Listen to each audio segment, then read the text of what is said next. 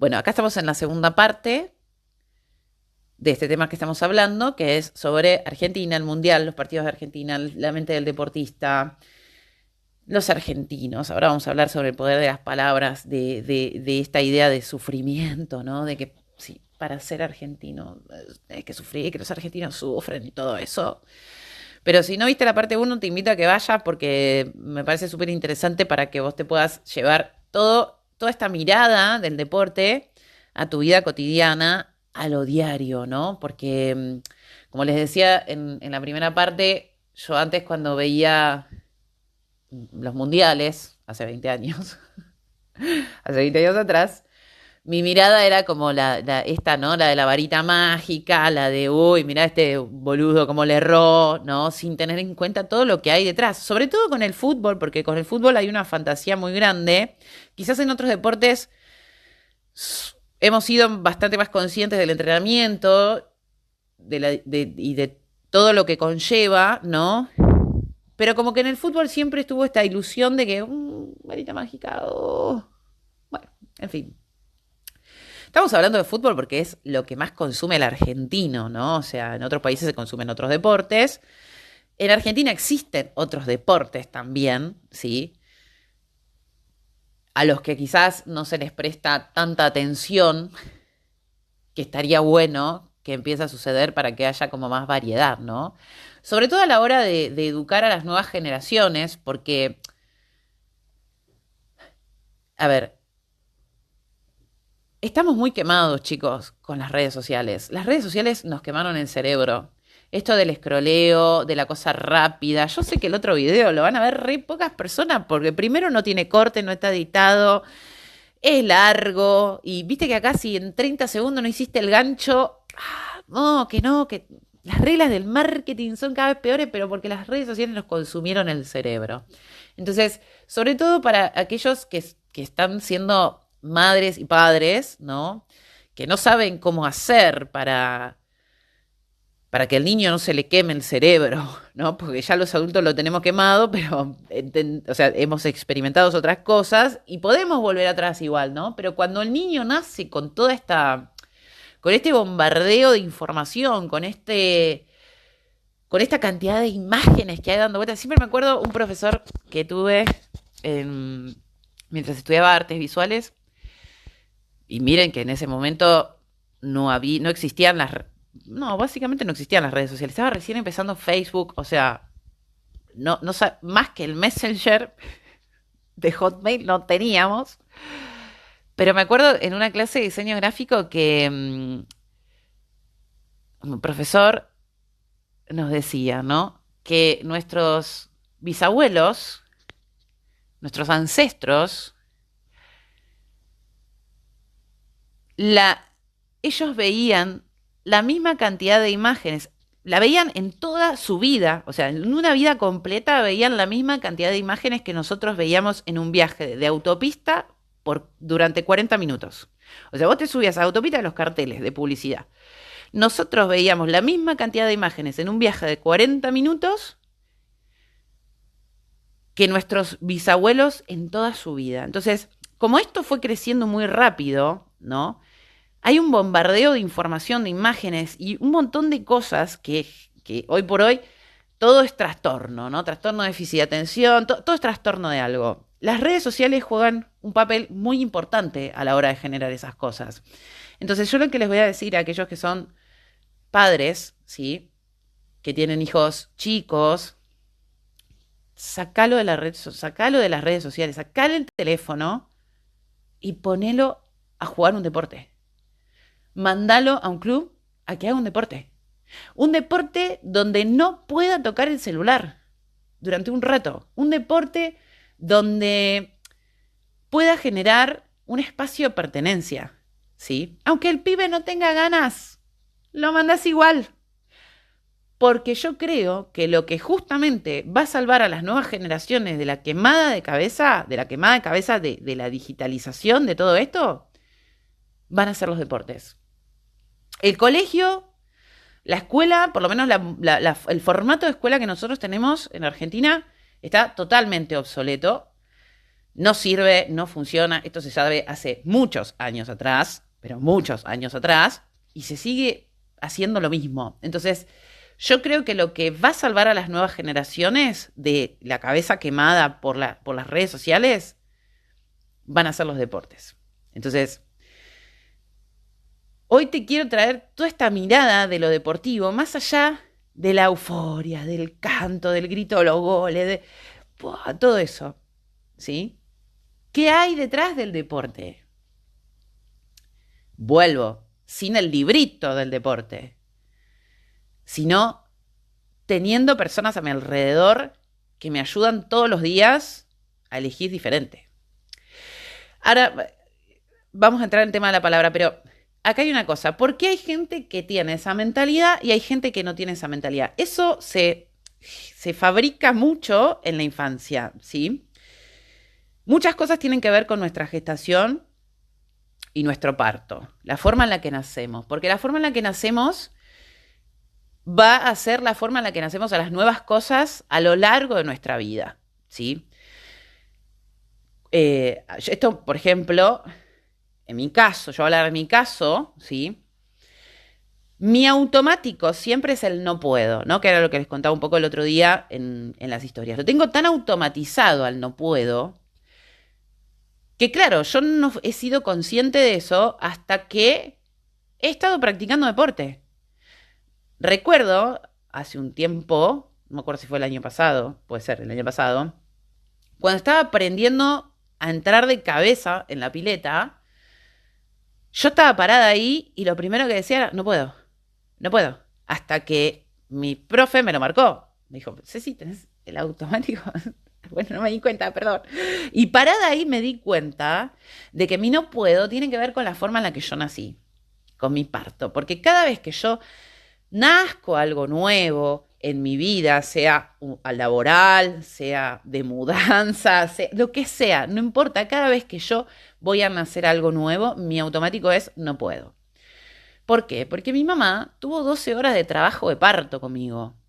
Y en esas 12 horas, ¿ustedes se imaginan la cantidad de veces que esa mujer habrá dicho no puedo? Y las ganas de abandonar, de pujar durante 12 horas. Entonces hay mucha información que viene desde nuestra gestación, nuestra forma de nacer, de salir al mundo, ¿sí? Y mucho también del contexto en el que fuimos criados. Cuando vemos la mente cuando estudiamos un poco la historia de los deportistas, en su infancia han sido muy exigidos. Tuvieron padres muy exigentes, casi que militares en la enseñanza, básicamente, ¿sí? Y si bien, por supuesto, hay como no es que la mentalidad del deportista... A ver, la mentalidad del deportista está buenísima y es lo que se requiere para lograr cosas, ¿sí? Los deportistas también tienen esto de, al haber vivido tanta exigencia en la infancia, de renegar de eso, ¿no? De pasarla mal, de recordar cuando la madre o el padre los habían tratado y habían pasado por encima de sus emociones y les dije, o sea, chico, no me importa lo que estás sintiendo, vos tenés que hacerlo igual, ¿sí? Y lo que tienen que aprender en terapia es a lograr el equilibrio, ¿sí? Entre todo lo que ya aprendieron gracias a la exigencia y aprender a ser más flexibles. Ese es el aprendizaje del que es deportista, sobre todo estamos hablando de gente de alto rendimiento o que tiene esta mentalidad muy instalada por la exigencia en la infancia, ¿no? Y así todo, recuerdo que hace unos años hablaba con uno que fue compañero mío de natación, ¿no? Que ha logrado un montón de cosas, logró y sigue logrando un montón de cosas. Entonces, cuando me hablaba de la educación que tuvo de parte de su padre, un padre militar, él me decía que lo estaba tratando en terapia y que, bueno, que le había pasado muy mal de chico, que ahora estaba aprendiendo. Por ejemplo, ¿se acuerdan que yo hace unos meses le subí un video hablando de hacerse la cama, ¿no? Por ejemplo.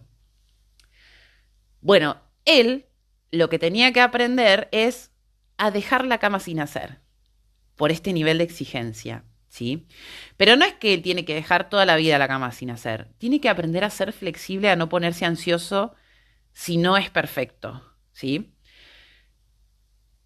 Entonces el psicólogo le había dado este ejercicio, no hagas la cama. O sea, no hagas la cama cuando te levantás. O sea, salí a trabajar, volvé y cuando volvés, si querés, haces la cama. Pero la idea es trabajar la flexibilidad. Él en algún momento va a tener que volver a hacerse la cama de nuevo, cuando él quiera, ¿sí? Pero él lo que tiene que aprender es la parte de la flexibilidad. Entonces yo le decía, cuando él renegaba mucho de todo esto de su padre, yo le decía, yo entiendo lo que me estás diciendo, porque aparte yo tengo como... yo siempre les digo a mis consultantes, cuando ustedes me están contando la historia, en mi mente yo la voy viviendo, como si estuviera dentro de la película, ¿sí? Yo voy viviendo y voy sintiendo todo lo que me van contando. Entonces yo le digo a él, yo te entiendo, porque aparte lo voy sintiendo, ¿no? Me iba contando todo, pero esa parte, hay una parte de la exigencia que está buena, porque es justamente la que te permitió lograr cosas. No todo es malo en la exigencia, ¿sí? Porque yo conozco gente que nunca fue exigida y es la gente que termina durmiendo en la calle. Es la gente adicta, ¿sí? Entonces, aunque vos no lo creas, la exigencia te salvó la vida. Entonces es reconciliarse con esa exigencia y lograr lo que hablamos siempre del camino al medio. El punto es lograr el camino al medio. Yo acá estos videos los estoy hablando más que nada para los que nos cuesta mucho en tener esa mentalidad. Algunos le dicen positiva, yo no sé si es mentalidad positiva. Es una mentalidad de mucho laburo, ¿sí? De mucho entrenamiento, de mucho... Es esto, ¿no? Es no abandonar a la primera de cambio o a la segunda de cambio o a la quinta de cambio, ¿sí? Después voy a hacer un podcast, voy a hacerles un episodio de podcast para hacer más profundo porque no me va a alcanzar este video, sino tampoco. Y la idea también es hablar sobre las palabras que usamos los argentinos. Ayer veía las publicaciones, los estados de WhatsApp y escuchaba a los relatores del partido, ¿no? Que tipo, tenés que sufrir, Argentina siempre sufriendo, pero ganamos, pero sí, sufrir. Yo decía, por favor, chicos, el poder de la palabra. ¿Por qué? Porque cuando nosotros decimos, los argentinos sufren, es una creencia, ¿sí? No es una frase que decimos así nomás.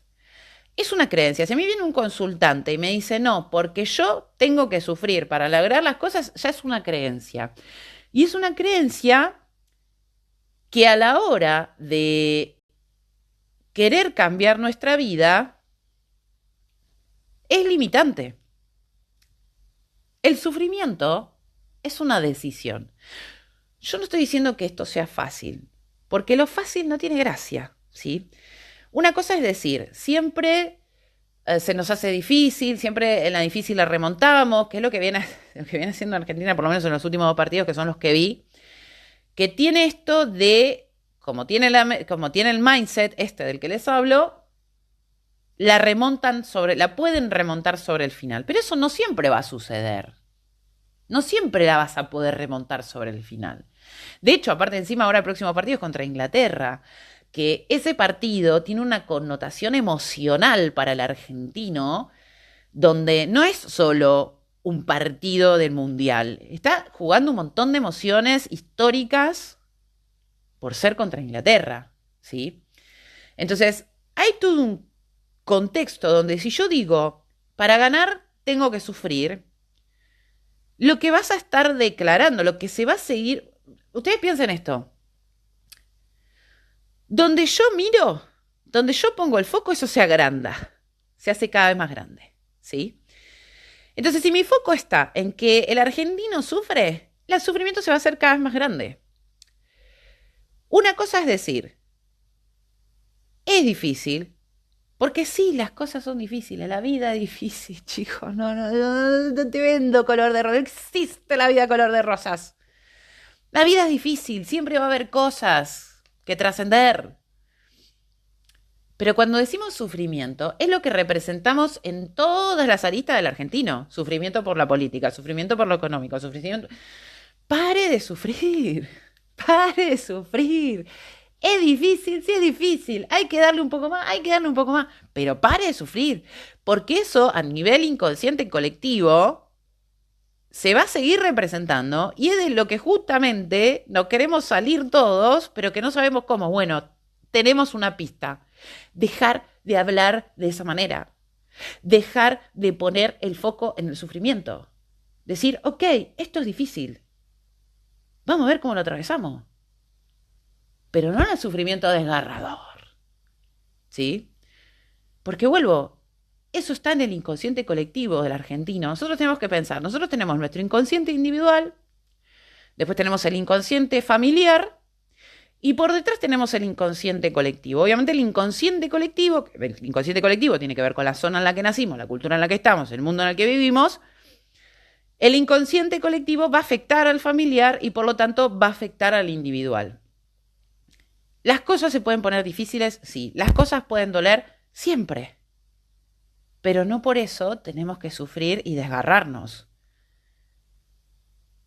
Doler van a doler. Lo que tengo que hacer es sentir el dolor, atravesar el dolor, ¿sí? Y luego dejarlo ir y ver cómo resuelvo la situación, pero no el sufrimiento. O sea, cuando yo declaro, argentino siempre sufre, argentino va a seguir sufriendo, con el político de turno que esté, con el economista de turno que esté, con el equipo de la selección que esté, ¿sí? Entonces, ojo con el poder de las palabras. Ojo con el poder de las palabras, porque en esa frase se representa todo el argentino. O sea, todo el argentino como cultura argentina. Entonces, esa idea, ustedes, yo siempre les digo, ¿no? Por ejemplo, cuando hablamos, sobre todo para la clase que había dado hace unos años del arbolito de Navidad, cuando hablo de los templos, ¿no? De los lugares sagrados y hablo de la fe es una energía que yo estoy direccionando hacia un lugar, es el foco. La fe tiene que ver con el foco donde yo estoy poniendo mi energía. No tiene nada que ver con la fe esa de, uy, mira, no. La fe es energía direccionada. Entonces, cuando vos, por ejemplo, entras en un templo en India, lo sentís sagrado igual, o estás en las ciudades sagradas, la sentís sagrada igual a la ciudad, por más que vos no creas en nada. ¿Por qué? Porque en ese lugar está depositada la fe, la energía de un montón de personas de todo el mundo que van a ese lugar, ¿sí? Entonces, por más que vos seas ateo, estás ahí y se siente la fe. Y entonces siempre les digo, en una iglesia, en un templo donde nunca nadie entró, no se siente sagrado el asunto. Y esto es igual. Si yo estoy poniendo mi fe en el sufrimiento, porque en esas frases la fe está en el sufrimiento, no está ni en el ganar, ni en el trascender, ni en de... Está la fe puesta en el sufrimiento, lo que voy a seguir recibiendo es sufrimiento. Entonces hay que empezar a estar atentos de la forma en la que hablamos, primero en lo individual, porque primero lo que yo primero puedo cambiar es en mí mismo, en mí misma, para después ir llevándolo más a lo grupal, si tengo una familia, ¿sí? Y eso, a su vez, cuando seamos muchos los que logremos ese pensamiento, va a tocar el inconsciente colectivo. Entonces, se me está terminando el tiempo de nuevo. Nunca pensé que iba a hablar de esto 40 minutos. Pero bueno, para resumir, de este mundial, de estos partidos, lo que nos tiene que quedar es cómo llevo yo todo eso que sucede, que estoy viendo. Porque aparte, si lo estoy viendo es porque existe la posibilidad para mí de llevarlo a mi vida, ¿sí? El foco, la determinación, la disciplina, el cambiar las palabras que uso, el elegir nuevos comportamientos, el trascender creencias limitantes. Todo eso es lo que nos tiene que dejar lo deportivo. A los que somos seres humanos comunes y corrientes. Cuando digo comunes y corrientes es a los que no nos dedicamos al deporte, ¿sí?